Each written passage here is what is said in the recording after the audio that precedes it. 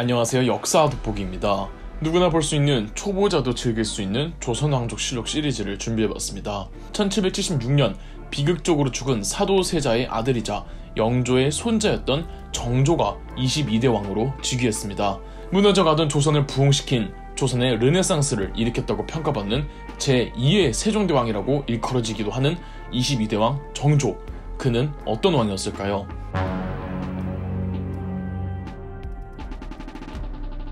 우선 영조 말년 정치적 상황을 볼 필요가 있을 것 같네요. 영조는 분명 유능한 군주였습니다. 그러나 가장 오래 살았던 영조는 재위 말년에 너무 노쇠해서 예전에 그 카리스마 넘치는 국왕이 아니었습니다. 영조는 살아생전 붕당들의 극심한 대립을 매우 경계했었죠. 그래서 영조는 국왕과 외척으로 연결되어 있는 척신들을 키웁니다. 크게 두 축이 있었는데요. 먼저 영조는 50살이 넘은 나이에 16살의 새 아내를 들인 정순왕후 김씨가 있었는데, 그녀의 일가족, 대표적으로 정순왕후의 오빠였던 김귀주가 있었습니다. 두 번째로 사도세자의 아내 해경궁 홍씨라고 있었는데, 그녀의 집안이 또 있었습니다. 대표적으로 해경궁 홍씨의 아버지였던 홍봉안이 있었죠. 홍봉한 등의 해경궁 홍씨 집안은 죽은 사도세자의 아들 세손의 보호자를 자처하며 권력의 정당성을 얻어냈지만, 정작 세손은 이 가문을 그다지 좋아하진 않았습니다. 홍씨 집안은 자기 아버지 사도세자를 희생양으로 삼아 가문의 기득권을 이어나갈 수 있었다고 생각했던 거죠. 홍봉한은 몰라도 홍봉한의 동생이자 세손의 외증숙부였던 홍인안이 아주 골칫덩어리였습니다. 영조가 또 좋아했던 딸들 중에 화한옹주라고, 이 화한옹주가 입적한 양아들 정후겸이라고 있었는데, 자기가 엄청 좋아하는 딸 화한옹주의 양아들인 정후겸을 영조가 굉장히 예뻐했고, 홍인안이 이 정후겸에게 접촉을 해서 영조 말년, 특히 영조가 늙어서 사례 판단 못할 때 누가 뭐래도 홍인안, 정후겸 두 사람이 실권자였습니다. 김귀주는 이 홍씨 집안, 특히 홍인안을 벼르고 있었고요. 그런데 홍인안, 정후겸 두 사람은 세손의 즉위를 몹시 싫어했습니다. 지금 국왕 영조가 늙어 자기들 멋대로인 세상인데 젊고 패기로운 세손이 즉위하면 본인들의 기득권을 잃을까봐, 그리고 본인 가문을 싫어했던 세손이 아닙니까? 두 사람은 세손의 정권 장악을 방해했으나 뭐 어쩝니까?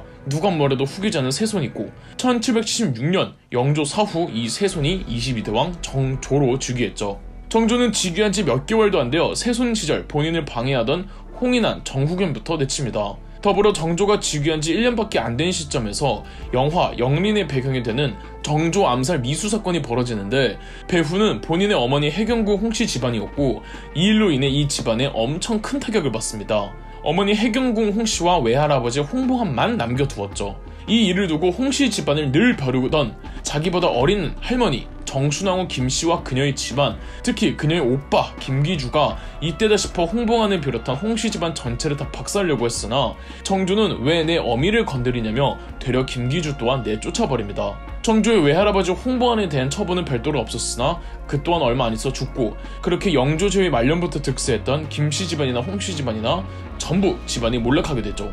영조의 측근들이자 정조에게 방해가 되던 세력들을 정조가 본인만의 힘으로 동시에 내뿌리치는 모습을 보면서 신하들은 정조가 결코 만만한 국왕은 아님을 직감하게 되죠. 이런 정조에게 오른팔이 있었습니다. 다름 아닌 홍구경이었죠.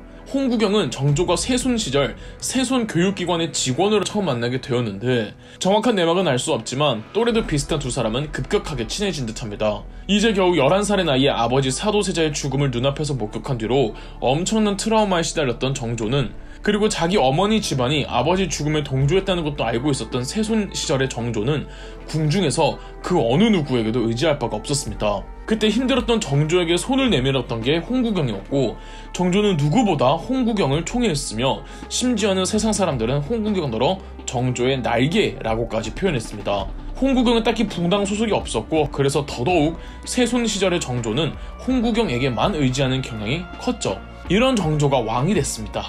홍구경은 얼마나 더 강한 권력을 누렸겠습니까? 홍구경은 정조의 비서실장으로 5년간이나 일하며 궁중 호위까지 담당했습니다. 여기서 끝이 아니었는데요. 정조에게는 효의왕후라고 왕비가 있었는데, 둘 사이에 아이가 없자 홍구경의 여동생을 후궁으로 삼을 정도로 홍구경의 위세는 실로 막강했습니다. 그러나 후궁이 된 자기 여동생이 죽고 자꾸만 정조와 정조의 왕비 효의왕후를 능멸하고 선을 넘는 행위가 지속이 되자 정조는 홍구경에게 최대한의 자해를 베풀어 스스로 물러날 수 있는 기회를 주었고 20대 후반에서 30대까지 최고의 권세를 누리던 홍구경은 33살의 나이로 지방에서 사망합니다. 확실히 정조가 정치적인 측면에서 능력이 매우 뛰어난 게 아직까지 노론의 입김이 세던 정조 제위 초기에 무작정 자기 정적들만 제거하면 반발심만 늘어나겠지만 선 넘고 주변으로부터 불만만 쌓여가는 자기 최측근 홍구경을 제거하면서 그나마 정조도 무작정 칼부림만 쳐대는 왕은 아님을 설파할 수가 있었죠. 실제 노론들은 정조가 죽은 아버지 사도세자의 복수를 하면 어쩌나 불안해하고 있었고 만약 정조가 그러면 정변으로 정조를 폐위시킬 생각까지 하고 있었지만 정조는 그런 빌미마저 주지 않았던 거죠.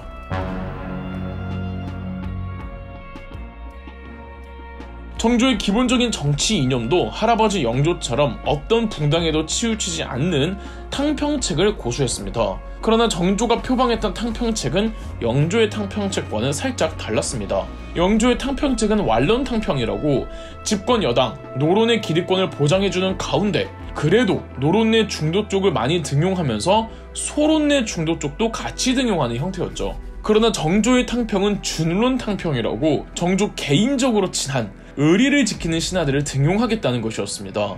여기서 정조에게 의리를 지킨 사람들이라 함은 대부분 노론이 아니었고 그 중엔 소론뿐 아니라 이미 정치 일선에서 밀려나 있던 남인들도 포함되어 있었습니다. 대표적인 예로 조정 대부분이 노론으로 가득 찬 가운데 유일하게 비주류 남인 붕당 출신으로 최고위 관직까지 올라갔던 최재공이란 신하였죠.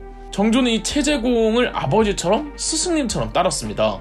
특히 홍구경 제거하고는 훨씬 더 따랐죠. 더불어 노론의 기득권도 보장해주고 싶지 않아 했습니다. 그런데 무작정 피해 숙청만이 답은 아니죠. 그래서 정조는 노론 내 일부를 자기 세력으로 포섭하기로 합니다. 이로 인해 노론은 정조에게 포섭당한 시파와 포섭당하지 않은 벽파로 두 붕당으로 다시 나뉘어버립니다. 그러면 그 강한 노론도 둘로 쪼개지니 위세가 약해졌겠죠. 이런 정조의 급격한 탕평책을 줄론 탕평이라고 하는 겁니다. 후대의 사람들은 정조를 제2의 세종대왕이라고 부릅니다. 확실히 정조의 정책들은 세종대왕의 정책들과 겹치는 부분이 많습니다. 세종대왕에겐 집현전이라고 있었죠. 정조는 즉위하자마자 본인만의 싱크탱크 기관이자 자신의 실무적 정치 지지 세력을 양성할 수 있는 규장각을 만들었습니다. 규장각의 연구원들로는 기득권의 선비들 혹은 신하들이 아닌 그간 정치선에서 배제되어 있던 남인들, 그 중에서도 특히 조선시대의 유교 사회상 차별을 받아왔던 서자들을 대거 등용했습니다. 이들은 사회에서 배제되었기 때문에 이들 가운데 똑똑한 지식인들은 고리타분한 철학 혹은 성리학이 아닌 실생활에서 써먹을 수 있는 유용성을 핵심에 둔 실학을 중요시 여겼고 정조는 이들을 규장각 연구원, 이른바 규장각 검서관으로 등용하며 실학 연구에 증진시키고 자신의 최측근으로 포섭했습니다. 대표적으로 박제가 유득공 이덕무 등이 있으며 규장각과 어느 정도 연루되어 있으면서도 실학에 크게 이바지한 정약용이 있었습니다. 특히 정조 중후반기에는 정조가 이 정약용을 굉장히 총애했죠. 또 장용영이라고 해서 이 조선 제1의 최강 무사로 꾸린 특수 경호부대를 창설하기도 합니다. 이뿐 아니라 정조는 제위 8년 외교 문서를 싹 정리한 동문휘고를 편찬하고 제위 9년 대정통편이라는 새로운 법정도 만들며 조선의 통치 규범을 다시 재확립하기 위해 정말 많은 노력을 했습니다.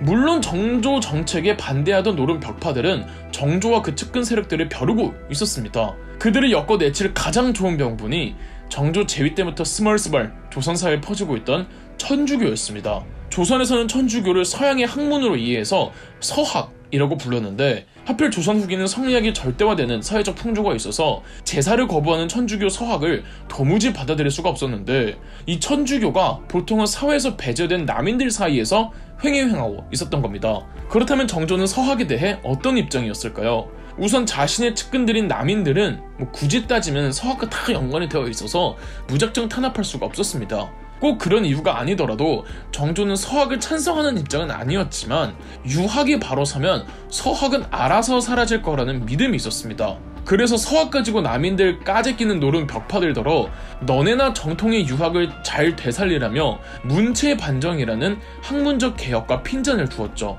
그리고 당시 노론 벽파들과 정경 유착되어 있던 상인들의 경제권을 해체시키고자 금난정권 폐지라고 당대 세금을 바치고 장사를 하던 상인들은 세금을 바치지 않고 장사하는 이른바 난전들을 금지할 권한이 있었는데 정조는 이 권한을 부정한 겁니다.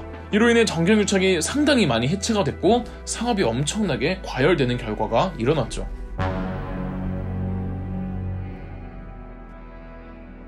그리고 정조에게 있어서 이걸 빼놓을 수가 없죠.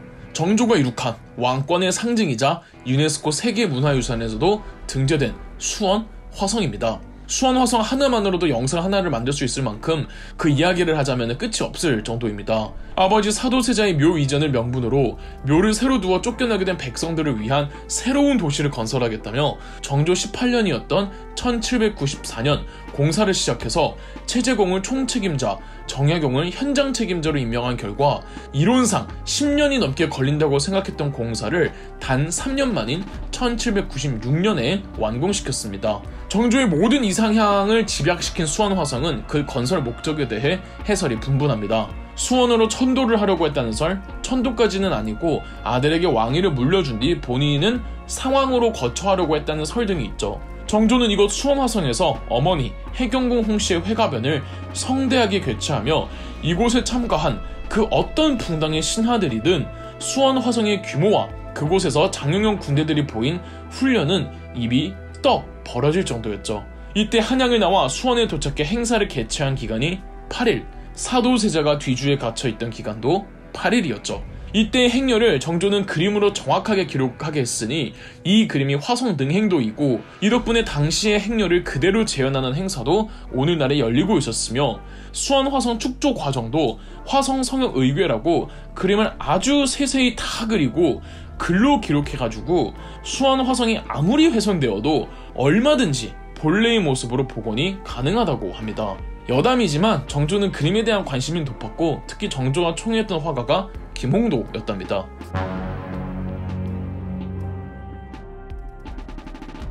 정조는 어릴 적 아버지 사도세자의 죽음을 목격하고 그 어지러운 당파 속에서 본인만의 능력으로 준론탕평을 이끌어내며 조선의 마지막 중흥기를 이끈 성군의 대명사로 평가받고 있습니다.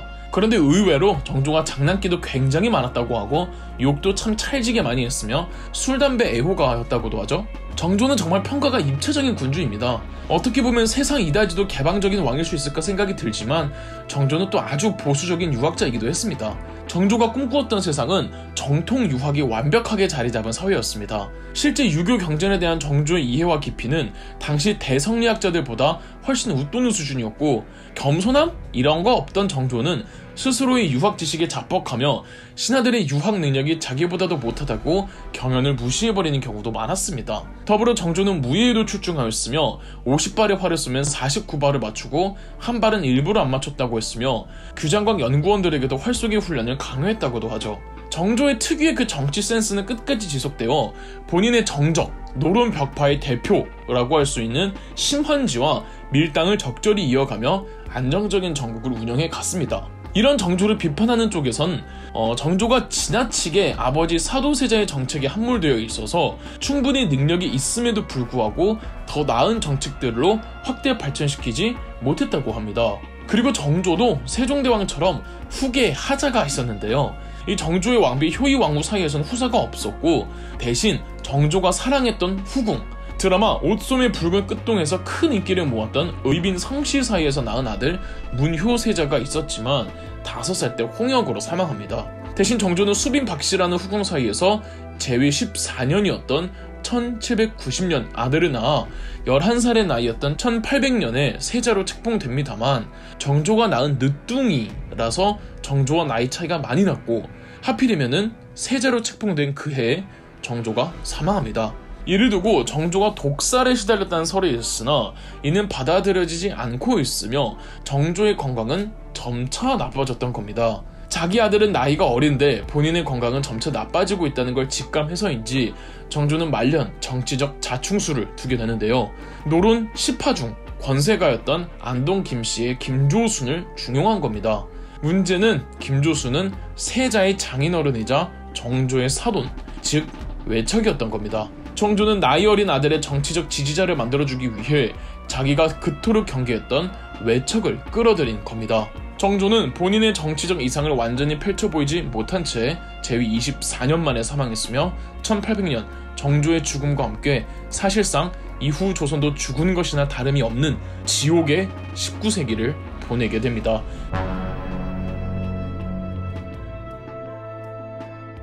1800년 정확히 19세기가 시작하는 시점에 정조의 아들 순조가 23대 왕으로 즉위했습니다. 23대 왕 순조, 24대 왕 헌종, 25대 왕 철종 3명의 왕의 재위기간이 합쳐서 64년 정도 되는데 약 이 60여 년의 기간을 세도 정치기라고 부릅니다. 조선 역사상 최악의 시기라고 꼽히는 세도 정치란 이제 더 이상 붕당의 개념이 무의미해지고 특정 유력 가문들이 정치 집단을 이루어 정치와 사회의 모든 권력을 독점하던 시기를 말합니다. 영정종 시기의 탕평체를 거치며 특히 정조 시기 줄론 탕평이라 하여 노론조차도 정조를 지지하는 시파와 그렇지 않은 벽파로 나뉘며 탕평책이 나름 잘 진행되다 싶었는데 어쩌다 이 붕당의 정치가 종말을 고하고 세도 정치로 넘어가게 된 걸까요? 그 시기를 이해하는 게 순조편을 이해하는 가장 중요한 핵심입니다. 정조 말년 두 가지 가장 큰 정치 축이 있었습니다. 먼저 정조를 지지하던 노론의 시파. 정조는 본인의 몸 상태는 나빠지지만 늦둥이로 낳은 아들의 나이가 어려 걱정하던 찰나에 시파의 대표격이자 안동 김씨라는 초명문가 집안의 김조순과 사돈을 맺을 정도로 그를 외척으로까지 만들며 어린 세자의 정치적 지지자로 육성하고자 했습니다. 문제는 정조가 생각보다 빨리 죽었고 세자가 고작 11살의 나이에 순조로 즉위한 거죠. 아직 미성년자였기에 정조의 할머니이자 순조의 증조모였던 정순왕 후 김씨가 수렴청정을 시작하며 권력의 중심이 모두 정순왕후로 이동합니다. 이 정순왕후가 김조순과 반대되는 또 다른 정치축, 정조 반대편에 섰던 노론의 벽파였죠. 오늘의 두 주인공은 사실상 김조순과 정순왕후라고 보시면 됩니다.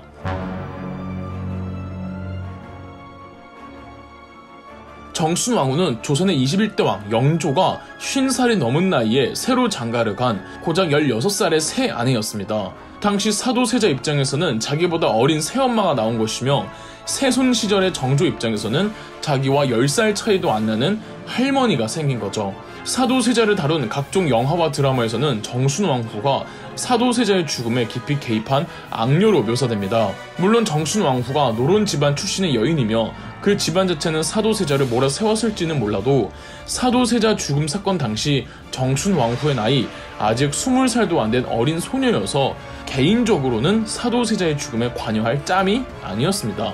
오히려 이후 세손 시절의 정조와 나름 나쁘지 않은 관계를 유지해 갔습니다. 원래 보스들끼리는 서로 싸우는 게 아니라고 두 사람 정치적 입장에서는 적대적 관계가 맞긴 했으나 오히려 서로의 정치적 파트너십이 되어주었습니다. 그러나 정조는 즉위한 지 얼마 안 되어 정순왕후의 오빠였던 김귀주를 내칩니다. 이 일을 계기로 정순왕후와 정조의 사이가 급격하게 틀어졌고 또 정순왕후의 집안이 노론 중에서도 정조에게 반기를 드는 노론의 벽파로 전환되었습니다. 정순왕후는 10살 차이도 안 나는 손자 정조와 이 정치적 신경전을 벌이기 일쑤였으며 정조가 정순왕후에게 고집을 꺾인 일들도 적지 않았습니다. 그러나 신중하고 정치적 센스가 남달랐던 정순왕후는 아까 말씀드린 대로 보스들끼리 싸워봤자 서로 다친다고 크나큰 사건 사고들이 있었던 건 아니었습니다. 문제는 어린 순조 즉위 후 정순왕후가 수렴청정을 하면서 비로소 정치 전면에 나섰던 거죠. 정권이 교체된 거예요. 정순왕후는 이전 정조 때의 모든 정책들을 전부 폐기시켜버립니다. 정조가 키워놓은 남인 출신들의 정조 최측근들을 벼르고 있던 정순왕후는 아주 좋은 빌미를 찾으니 바로 천주교, 즉 서학이었죠. 당시 남인들은 어떻게든 천주교와 연관이 되어 있었고 순조 1년이었던 1801년 신유박해라고 천주교 신자들을 대거 탄압하며 정조가 육성해 두었던 남인들이 깡그리 숙청되고 말았습니다. 정조의 오른팔이었던 정약용도 유배를 가게 되었고 그의 형 정약전도 흑산도로 유배를 가는데 이때 배경의 영화가 자선호보입니다. 그리고 순조 2년이었던 1802년 정순왕후는 정조의 특수경호부대였던 장용영을 없애버렸습니다. 규장강은 기능이 매우 축소되고요. 이 정권이 교체될 때마다 왜 저런 정치적 보복이 수반되어야 할까 한탄하게 되지만 이는 어쩔 수 없는 필연적인 결과입니다. 정권 교체 시 정치 보복이 없으면은 내가 당하기 마련입니다. 정치 보복을 안 하려고 했던 집권자들도 있었지만 전부 끝이 좋지 못했죠. 이게 권력의 무서움이고 정치의 비정함인 거죠. 정순왕후를 부정적인 시각으로만 보는 건 옳지 않다고 하는 관점도 있습니다. 실제 정순왕후는 정치적 이미지를 생각해서인지 민생에 상당히 관심을 많이 가졌고 부정부패 근절을 위해 물심령에 힘썼으며 심지어는 일부 정조의 정책들을 계승하겠다며 실행한 부분도 꽤 있답니다.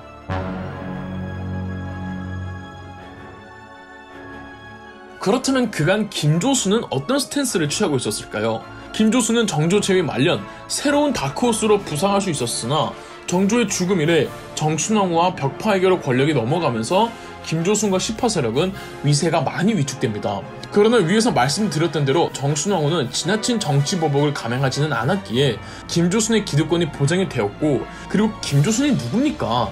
국왕 순조의 장인어른이에요. 자기 딸이 왕비인데 뭐 쉽게 숙청당하겠습니까?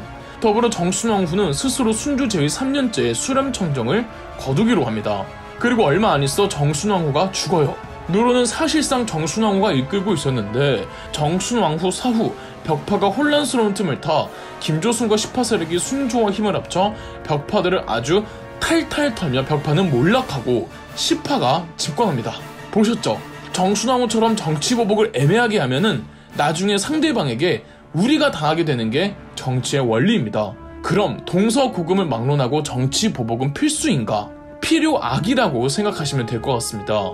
그런데 이 정치보복이 무조건적으로 필수인 시대라면은 그 사회는 썩 바람직하지 않은 사회라는 뜻이고, 이때가 딱 그랬습니다. 이로써 모든 붕당들이 노론 시파를 제외하고 모두 정계에서 사라졌으며 시파가 그 몇백 년의 붕당 대립 역사에서 최종 승자가 되었습니다.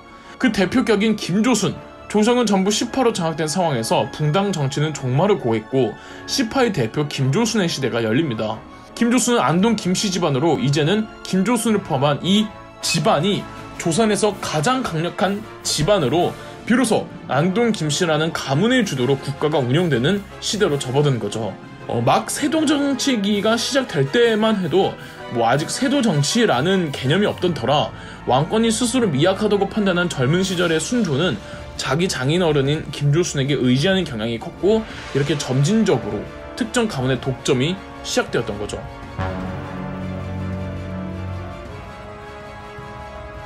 순조는 어떤 왕이었을까요? 순조의 개인적인 능력을 떠나서 당시 시대적 상황은 국내외적으로 어수선했습니다. 국내적으로는 그 어느 때보다 신분제, 개판, 낙오 사회 질서가 무너지고 새롭게 개편되고 있었으며, 국외적으로는 서양 제국주의의 국가들이 점점 아시아로 세력을 뻗치던 시기였습니다. 확실한 건 순조는 이런 급격한 변화의 시대에 어울리는 왕은 아니었다는 거죠. 시대적 변화의 요구는 거센데 그 부름에 호응을 하지 않으면 반발이 일어나기 마련이죠. 순조도 20대에 접어들었던 제위 11년째 1811년 몰락 양반 출신이었던 홍경래가 평안도에서 반란을 일으킨 이른바 홍경래의 난이 터집니다. 당시 조선에서는 평안도에 대한 지역차별이 극심했고 이 지역차별로 인해 1차적으로 반란이 터졌다고 하지만 실상은 사회 구조적 변화가 급격하게 이루어지고 있는데 정부는 마땅한 정책을 못 내놓고 있는 실정에 신분은 막론하고 그 혼란스러운 사회에 적응을 못한 세력들이 불만을 축적시키다가 터져나온 경우라고 볼 수 있습니다. 평안도 전체가 다 홍경래의 수중에 넘어갈 만큼 매우 위험한 사태였지만 1812년 결국은 진압됩니다. 이 여파로 약 2,000명의 목이 잘려나갔습니다. 반란 자체가 문제기는 하지만 실제 당시 조선 정부는 왕이나 신하들이나 사회 개혁에 대한 생각이 전혀 없었고, 이러니 천주교는 더더욱 퍼지고 지식인들은 사회를 등진 채 실학을 공허하게 외치고 있었고 각종 사이비 종교들이 유행했던 겁니다. 시대는 변하는데 이를 수습할 사람이 조선에 없었고 있어도 나서지 못하는 폐쇄적인 사회였던 거죠.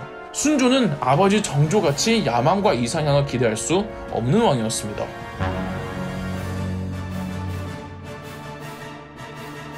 그런 조선의 희망이 있었으니 순조의 장남 정식 왕비 소생의 적장자 바로 효명세자였습니다. 효명세자는 어려서부터 할아버지 정조를 꼭 빼닮았다는 말을 많이 들었고 순조조차도 본인이 할 수 없는 일을 자기 아들 효명세자는 할 수 있다고 믿어 의심치 않았습니다. 어느덧 30대가 된 순조의 제위 27년이었던 1827년 순조는 19살이 된 아들 효명세자에게 대리청정을 맡깁니다. 효명세자의 정치력은 실로 놀라웠습니다. 다들 정조가 살아 돌아온 줄 알았습니다. 효명세자는 안동 김씨의 지나친 권력 독점을 견제하고자 자신의 처가였던 풍양 조씨를 내세워 정치적 균형을 내세웠고 촌철살인 같은 사회적 개혁의 필요성을 꼬집었습니다. 더불어 문화예술 방면에 가장 관심을 많이 보였던 효명세자는 잘 살아야 문화예술을 누릴 수 있다는 생각이 아닌 문화예술을 누릴 줄 알아야 사회가 건강해질 수 있다는 일념하에 그 암흑했던 시기에 조선의 문화가 눈부시게 꽃을 피웁니다. 특히 효명세자가 무용이 전공이라 한국 무용은 효명세자 전, 후로 나뉜다고 할 정도였답니다. 모두가 효명세자에게 거는 기대가 컸고 심지어 김조순의 안동 김씨 일파들조차도 효명세자의 등장에 조선이 하루아침에 이토록 달라지는 걸 보고 오히려 효명세자를 지지하고 따르는 모습까지 보였습니다. 효명세자를 조선의 마지막 희망이라고도 지금까지도 평가받는데요. 마지막 희망이란 뜻은 결말은 비극적이란 뜻이겠죠? 과로가 원인이었을까요? 효명세자는 대리청정 4년 차였던 순조 30년, 1830년 20대 초반의 나이로 눈을 감습니다. 아들에 대한 애정이 남달랐던 순조는 안 그래도 건강이 좋지 못했는데 아들의 죽음에 건강이 급속도로 나빠졌으며 이전보다 훨씬 더 정치를 하지 않는 모습을 보입니다. 딸들마저 연달아 잃으면서 순조는 회복할 기미조차 안 보일 정도였습니다. 그 사이 순조 32년이었던 1832년 안동 김씨의 대표 김조순이 죽습니다. 김조순에부터 안동 김씨가 세도 정치를 시작했다고 하지만은 김조순 자체는 정조가 능력을 알아볼 정도로 타협도 할 줄 알고 선을 넘지 않는 현실 감각도 나름 뛰어났습니다. 순조 또한 괜히 김조순에게 의지한 게 아니에요. 그러나 김조순 사후, 김조순의 아들들과 그 일가 친척들, 이른바 안동 김씨들이 제정신을 잃고 권력을 남용하며 횡포를 부립니다. 삶의 모든 의욕을 잃은 순조는 이들을 막을 힘도 마음도 없었고요. 그리고 순조 34년이었던 1834년 순조는 사망하고 그의 손자이자 효명세자의 아들이 24대 왕으로 즉위합니다.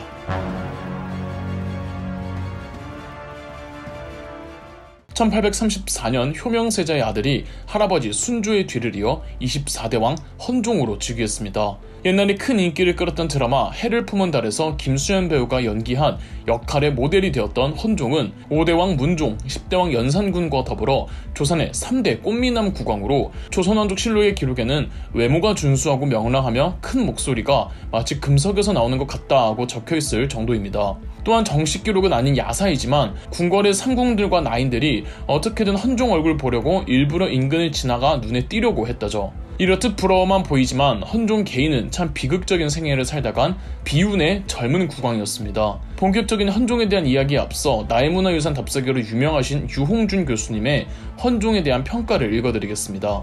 헌종을 생각하면 나는 애처로운 마음과 미안한 마음이 동시에 일어난다. 조선의 역대 임금들은 모두 고유한 이미지를 갖고 있다. 혹은 치세로, 혹은 전란으로, 심지어는 무능으로 임금 자신과 당대의 상을 그릴 수 있게 된다. 재위 기간이 15년이나 되고 수렴청정 기간 외에 직접 정무를 본 것이 9년이나 되어도 헌종 때는 세도정치 시대라고 부를 뿐 역사에서 헌종을 말하는 일은 거의 없다. 그러나 헌종에게는 헌종 나름의 인생과 치세가 있었다.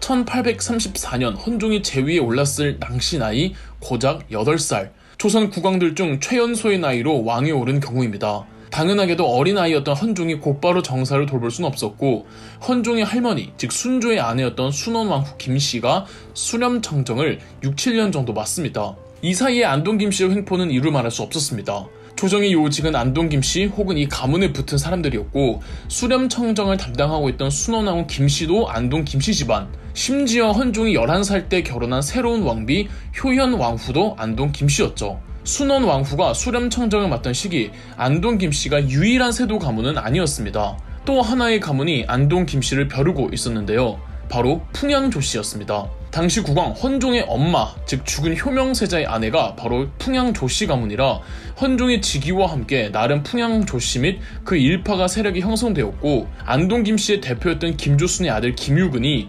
건강상의 문제로 은퇴한 사이 풍양조씨가 안동 김씨에 대한 탄핵 여론을 모아냅니다. 가장 좋은 명분이 천주교였죠. 안동 김씨 내에서도 천주교 신자들이 몇 있었고, 이를 빌미로 풍양조 씨는 천주교 무리를 척결해야 한다는 논리로 천주교 신자들과 안동 김씨 및 그 일파를 엮어 안동 김씨 세력을 많이 위축시켰죠. 성리학만을 고집하던 조선에서 천주교란 영모와 동일하게 간주되었기에 수렴청정을 맡던 순원왕후조차 안동 김씨였음에도 자신의 가문을 지켜낼 수가 없었습니다. 이렇게 안동 김씨가 많이 위축이 되어 있던 시기에 기해박해로부터 2년 후 1841년 순원왕후는 여론에 몰려 수렴청정을 거두기로 하고 헌종은 15살의 나이로 친정을 시작하기로 합니다. 또 2년 후였던 1843년에는 안동 김씨 집안의 헌종의 아내 효연왕후 김씨마저 병으로 세상을 떠나면서 안동 김씨의 위세는 그 이전에 비해 정말 추락하였고, 이 틈을 타 풍양족씨가 득세합니다. 1844년 헌종 10년, 헌종은 효정왕후 홍씨라고 새로운 왕비를 간택해 드립니다. 안동 김씨 가문의 여인이 아니라는 것만 봐도 확실히 안동 김씨가 이전만큼 권력을 독점하지 못했고, 헌종의 외할아버지였던 조만영이 실세로 떠올랐습니다. 이는 헌종의 동조가 있었기에 가능했는데요. 헌종은 죽은 아버지 효명세자의 뜻을 이어받기 위해 안동 김씨보다는 풍양조 씨와 결탁해 안동 김씨를 몰아낼 목적을 가지고 있었습니다. 1846년에는 병오박해라고 우리나라 최초의 천주교 신부 김대건 신부가 체포되어 순교하면서 또 한 번 천주교 박해의 바람이 불었고, 몇 년에 걸쳐 헌종은 대부분이 안동 김씨 지지 세력이었던 감찰기관 인사 구성을 물갈이했으며 추사 김정희 등 반안동 김씨 일파들을 사면하거나 등용하는 모습을 보였습니다. 헌종은 4살 때 아버지 효명세자가 죽어 아버지에 대한 기억이 없었는데, 어느 한 신하가 헌종에게 효명세자의 어진을 보여주며 용모가 빼닮았다고 하자 헌종이 눈물을 흘렸다는 일화도 있을 만큼 아버지에 대한 계승정신이 남달랐던 듯 보입니다.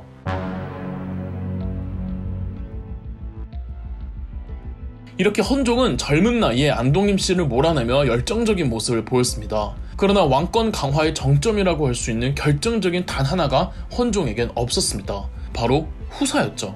헌종은 새로운 왕비 효정왕후 사이에서 아이가 없자 경빈 김씨라는 후궁을 맞이했는데, 두 사람 금슬이 아주 좋았다고 합니다. 두 젊은 부부는 사랑으로 맺어진 커플이었고, 두 사람의 낭만적인 사랑 이야기들이 야사에서 전설로 남아 많이 전해지고 있습니다. 오죽 사랑했으면 헌종은 더 가까이에서 경빈 김씨를 자주 보고 싶다며 창덕궁 안에 낙선제라는 고급 한옥 별채를 짓고는 본인이 그곳에서 기거하고, 그 바로 옆에 석복헌과 수강제를 만들어주곤 그곳에서 경빈 김씨가 기거하도록 하였습니다. 이토록 두 사람 사이는 애틋했지만 결정적으로 아이가 또 없었습니다. 하루빨리 후사를 두고 세자로 정해야 왕권이 완성될 수 있는 마당에 급해진 헌종은 녹용, 당귀, 숙지황 등 정력에 좋다는 한약재들을 수소문하고 다녔습니다.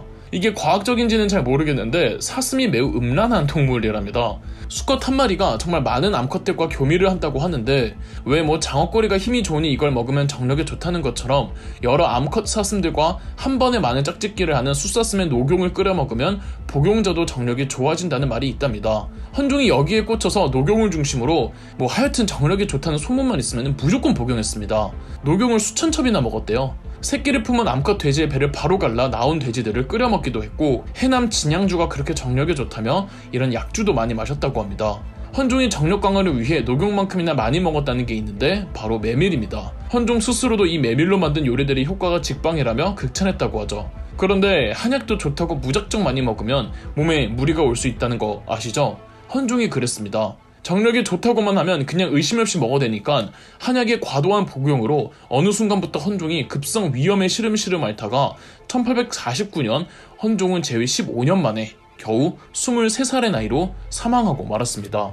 헌종의 묘지명에는 이렇게 적혀있다고 합니다. 평소에 실속 있는 것에 힘쓰려고 스스로 노력하셨다. 실사구시라는 말을 사랑하여 늘 좌우에 걸어두고 경계하고 반성하는 뜻을 붙이셨다. 성품이 사치하고 화려한 것을 좋아하지 아니하여 평상복은 무명이나 모시옷에 지나지 않았다. 평소에 서화를 사랑하여 고금의 명가될 필적들을 다 내부에 모아두시고 금석의 유문을 고증하며 역사에 누락된 것을 보완하고 정정하셨는데 석학일지라도 여기에 미치지 못했다. 그리고 서예에 있어서는 전서와 예서는 오묘한 경지에까지 이르셨다. 헌종의 낙선제는 비단 헌종 러브스토리만 담긴 공간은 아니었습니다.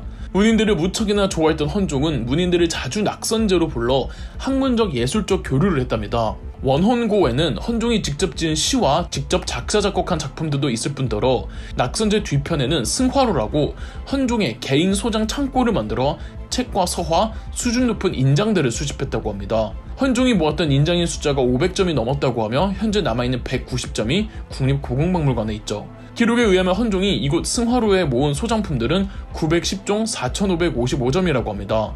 엄청난 양이죠.